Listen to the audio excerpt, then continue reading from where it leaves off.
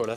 Taoiseach, a 1 billion overrun in the Children's Hospital, tax cut promised by your good self of 3 billion, a report published by the Department of Finance yesterday which would indicate that 55,000 jobs could be lost in the context of a no-deal Brexit or a very damaging Brexit. Taoiseach, would you not accept that it is time to be honest in terms of what capital projects will now run into difficulties because of your tax cut promises and the overspend of the Children's Hospital? Metro has been mentioned. What other potential capital projects will be shelved or could be shelved, or have you started identifying those that may be shelved?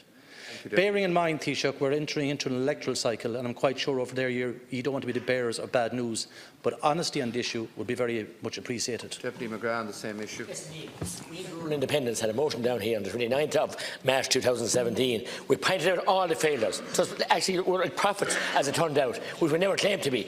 Fianna Fáil sat in their hands, they abstained, Sinn Féin and Labour backed you. So it's in all your heads now, the overrun and the scandal and the effects that's happening in every hospital in the country. And as far as we're concerned, Deputy Brazel attacking Deputy Healy, we're entitled to our leaders' questions to ask whatever. We don't accuse Fianna Fáil of whatever they want to ask the leaders' questions, that's their business. We're entitled to our leaders' questions here. It's his tough luck, but he's not a leader. This is not leaders' questions at this stage. I know it's not, but... Taoiseach, Minister, yes. Please. Just in the interest of... just in the interest... Deputies.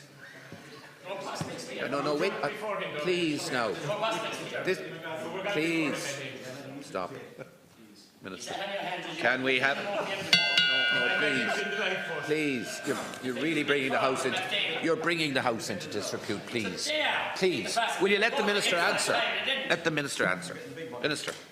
Thank you, Count Corla. Just in the interest of clarity, the report that I published yesterday said that more jobs will be created in our economy in the future in the event of a no-deal scenario, but it did acknowledge that significantly fewer jobs would be created. And it acknowledged that 55,000 fewer jobs would be created in the future if we get into a no-deal scenario. And given that some have called for the government to be clear in relation to what we think would happen in a no-deal scenario, that's now exactly what we have done.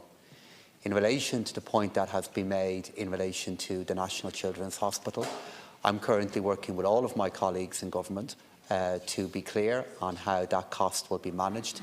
But it's worth making the point that the total amount of money that we're dealing with across all of government for this year is €50 million outside of the Department of Health, in the context of capital spending for this year increasing by €1.4 billion. So this is an issue that will be dealt with. In terms of the accountability that the Deputy Kelleher raised there, the government is currently considering how we can best bring that to a conclusion. We have to be fair to everybody in relation to it.